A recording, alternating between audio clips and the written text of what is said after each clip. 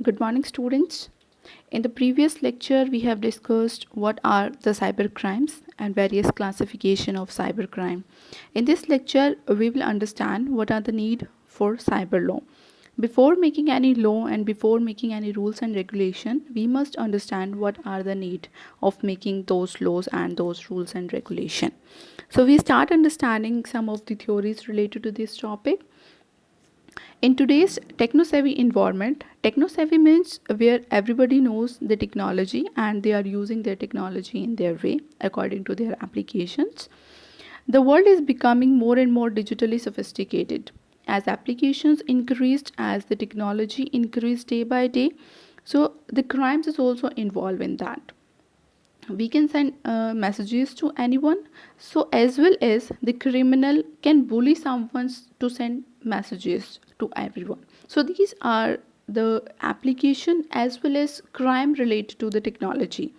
We can send someone messages, we can send information over the internet to our friends, to our colleagues, to our families, as well as someone who is not from our circle, someone who know our email address, who knows our id over the social network. They can send malicious code to us, they can bully us over the internet. So these are the crime also involved in order to run an application of any technology. So these are the things which have to be addressed. So there are some law related to the cyber crime. Internet was initially developed as a research and information sharing tool. As we all know, Internet was developed by the US Army during World War II and the first network called ARPANET. So very first we know that initially the internet was designed for research purpose and they are sharing information over this was in an unregulated manner. Unregulated means where they are regulated by the US Army and they are specifically designed those computers to send the messages to one place to another.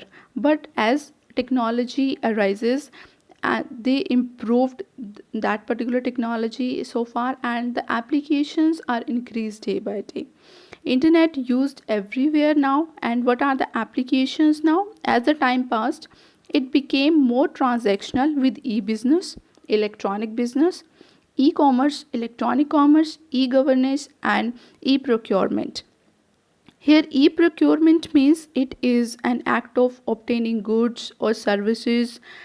It is used typically for the business purposes. Like e-procurement means where it is most commonly associated with the business, we could say, and where a large scale of services provided to the customers. We purchase the goods and we purchase the services over the internet. We all must know about it because we are using this very often. All legal issues related to internet crime and dealt with through cyber laws. Yes, जितने भी legal issues हैं, they are dealt with the cyber laws. We have some cyber laws and we can deal the cyber crime with the help of this. As the number of internet users is on the rise, because internet is used by everyone these days, using mobile phones. In the mobile phone we are using internet, in laptops and computers. The world is digitally connected with the internet. In layman language we could say this. The need for the cyber law and their application has also gathered great momentum, so we need the cyber law as well. In today's highly digitalized world, almost everyone is affected by the cyber law. These are the applications, and along with this we could say that we need the cyber law for that. In the first thing, we could say that almost all transactions in share are demat form. And now what is the demat here? Because every transaction here, transaction means in banking terms we could say the transaction of money, deduction and credit of the money, anyone's account. We can store all the transaction detail electronically. Almost all transaction, like we can deduct the money or we are credit the money from someone's account, so those transactions are recorded electronically. So demat stand for the dematerialization. We could say dematerialization is a move from physical certificate to the electronic. In the previous 2 decades ago, every transactions are in the registers basis or pen paper basis, and those we are provided someone's certificate in the physical manner. So convert those physical certificate into electronic, or we could say electronic bookkeeping is the correct word for this. And demat accounts are required by some trading institution like in banks or corporate world, where they are the most accurate form for the record keeping, because we could not delete those records, and they are the more accurate because there is no duplicacy, and we can easily find or trace the certificate, who is the owner of the certificate, who is having this particular certificate. So this is very efficiently and very accurate way of the record keeping. So demat stand for the dematerialization. Next term is the almost all companies extensively depend upon their computer networks. A computer network where the nodes and the servers is connected, and they can enhance their network by adding more customers or adding more nodes. They having their own computer networks, they are their computers is connected in order to run a business. They can send the messages, or they can send any transaction or any file. They are running their system over the computer networks, and keep their valuable data in the electronic form. They are having a server where all the data related to this particular business are stored in one place, and they could share their data. And the advantages of sharing data is where multiple users can access this data at the same time. They can share the data. Obviously authentication is required, because nobody from the outside can access this data, because authentication is required. A person who is running a business, who knows very well who is having their data, who is authenticated to access these data, who is authenticated to send or receive the messages in order to run a business. So these things is required, because if unauthentication purpose is trying to enter their private computer network, that must be addressed, that must be hold. Some of the firewalls they have using like unauthentication access should not be entered into their private network. So there are if someone is do so, there against has to be some strict action against to be taken. The government forms including income tax return, company law forms, etc. are now filled in electronic form, because we are paying our income tax in electronic form. We are not going somewhere and deposit the cash, because we are now the submitting our income tax electronically form. We can pay our bills in electronic form by the using of digitally wallet. You guys know very well these things as well. And computers are increasingly using credit card for shopping, credit card for the shopping we are using these days. Most people are using email, cell phone and SMS messages for communication. This is a very wide application of the internet. We are using it in our day-to-day life. We are sending emails to our friends, we are using phone calls, and we are sending SMS messages in order to build a communication to our friends, which is at the far from us.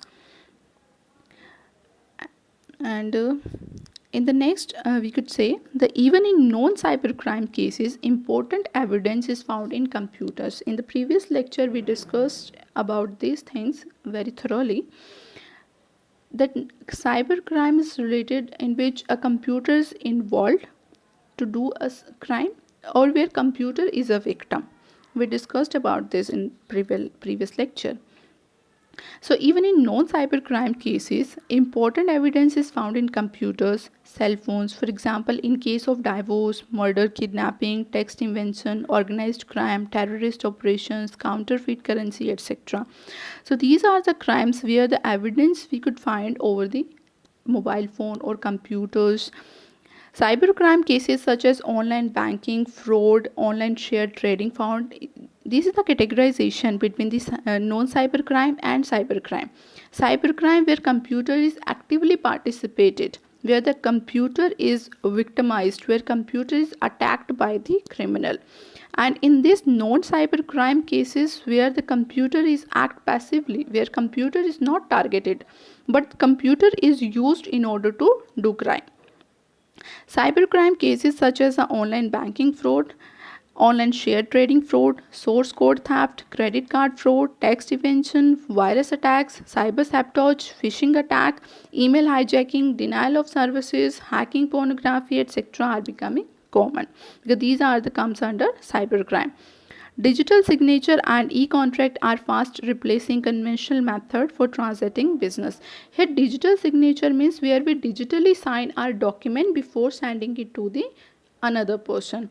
In a corporate business, if someone is digitally sign a contract, that is stored in their transactional uh, transactional way in their database. They have stored that digitally signed certificate, because in later on if they try to search out that this digitally signed is authenticated or not, they could easily check that. So digitally signatures and e-contract means electronically contract. They are not using pen and paper for signing their contract. They using e-contract in the form of electronically. They are the word format or any format which is digitalized, and they sign their document in the digital form as well. So conventional method is where we previously used pen paper method or their filing structure they have used, but now these days they have used e-contract and digital signature. Cyber law is important because it touches almost all aspects of the transaction and activities and on involving the internet. Where internet is involved, almost every transaction we have used internet, send any file, sign the e-certificates or e-governance, e-business, everyone using the internet these days. So cyber law is important and we should follow those laws. World Wide Web and cyberspace. Every action and reaction in cyberspace has some legal and cyber legal angles. In other words, any offense or crime in which a computer is used as cybercrime. We know it very well because we have discussed it into our previous lecture. What are the cybercrime and what are the other crimes? A cybercrime is a crime where computer is involved directly or indirectly. So this is the sum of the lecture. What are the need for the cyber law? First, integrity and security of the information. We must know that our information is secure over the internet. There are the legal status of online transaction. Online transaction means that we must know that if we are sending someone our money, so we must know that another person is authenticated.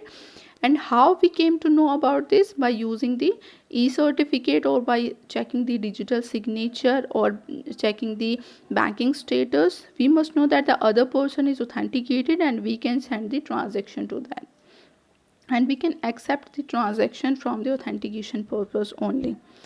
The privacy and confidentiality of information. Yes, we are, if we are chatting over the internet with our friends, we must know that our chat is private and nobody is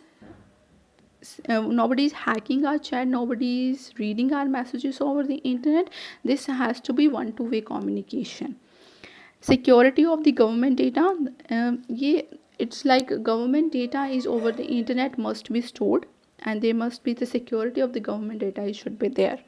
Intellectual property rights like e-certificate, that e-certificate sites should be digitally signed. Like if we bought someone like bonds of the companies we can purchase over the internet, so that must be secure, nobody hack that.